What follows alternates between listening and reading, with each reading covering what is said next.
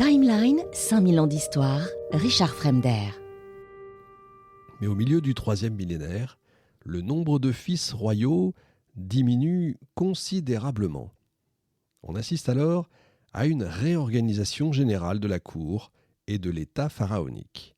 Les fils du roi sont supplantés par les détenteurs de charges liés aux soins du corps du monarque, comme j'en parlais tout à l'heure, comme les coiffeurs. Les fonctions de l'administration se spécialisent, les agents royaux sont plus nombreux. La seule famille royale ne suffit plus pour remplir toutes les missions nécessaires au fonctionnement d'un royaume qui devient de plus en plus complexe. Il est urgent d'attirer et d'intégrer de nouveaux groupes sociaux dans les cercles dirigeants. Cette réforme de l'État se perçoit dans l'organisation des nécropoles royales. Les tombes montrent une autonomisation des élites vis-à-vis du pouvoir royal et que le roi est obligé de reconnaître l'importance de certaines grandes familles dans le gouvernement de l'État pharaonique.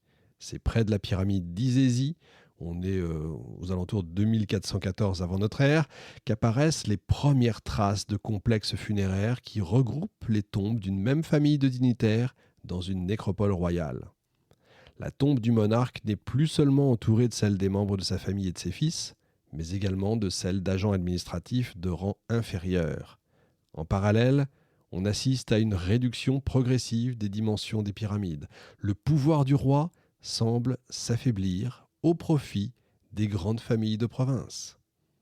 Bien que les élites provinciales voient leur importance et leur influence à la cour s'accroître, on observe nulle trace d'une potentielle coalition entre les grandes familles d'aristocrates pour constituer un contre-pouvoir à l'autorité royale. C'est vrai, ils auraient pu.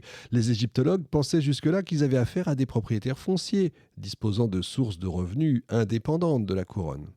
Or, les inscriptions des tombes mentionnent uniquement les biens accordés par le roi en guise de rémunération. Des domaines agricoles, des surfaces de terre arables, des travailleurs pour exploiter ces surfaces de terre, du bétail et des objets de luxe réalisés dans les ateliers du palais, comme du lin fin, de l'or, des onguents et du mobilier de qualité exceptionnelle. L'essentiel des revenus de l'élite provient donc des biens accordés par le roi. Il n'est pas rare que des villages entiers passent du domaine royal à celui d'un grand. En réalité, les grandes familles dépendent directement des faveurs du pharaon. Même la permission de construire une tombe est accordée ou non par le monarque. Ça entraîne une redoutable concurrence entre les courtisans. Il est fréquent de lire dans les tombes d'ailleurs des inscriptions où le défunt se vante d'avoir mené à bien une mission que personne avant lui n'avait réussi à accomplir et que cet exploit lui a valu des récompenses extraordinaires de la part du souverain.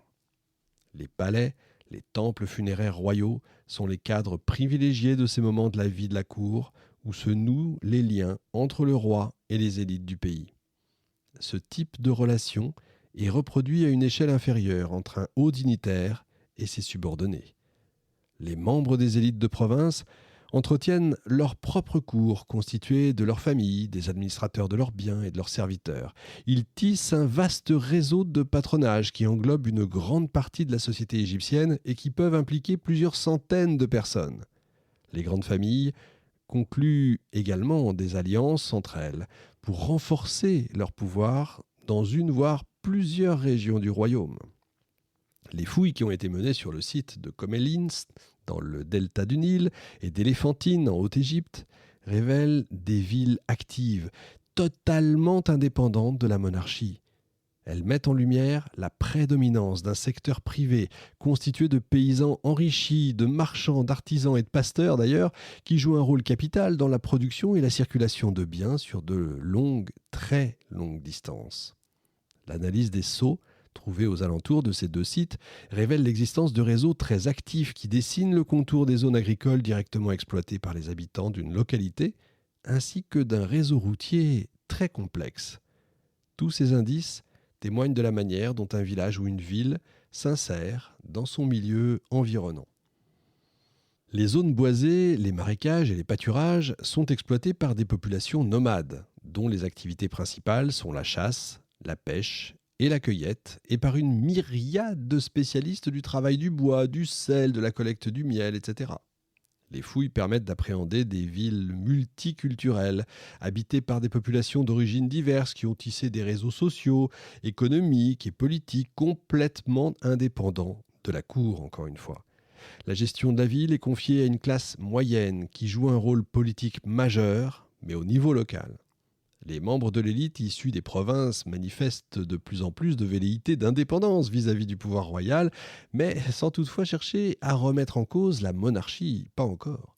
Ils décident simplement, contrairement aux élites de la première partie du troisième millénaire, de se faire inhumer dans leur région d'origine ou dans le lieu où ils ont exercé leurs fonctions administratives. Cet éloignement des élites dans le domaine funéraire va de pair avec un accroissement de la dimension religieuse des nécropoles royales. La chambre funéraire, encore une fois, est recouverte des textes des pyramides destinés à aider le défunt à cheminer dans l'au-delà. Les temples funéraires royaux se parent d'une riche décoration et les complexes funéraires royaux se dotent d'un temple solaire. Ils sont surmontés d'un obélisque qui symbolise le Benben, le monolithe sacré conservé dans le temple d'Héliopolis, la ville du soleil. Il manifeste la grande importance prise par le culte du dieu solaire, Ré, dans le domaine religieux.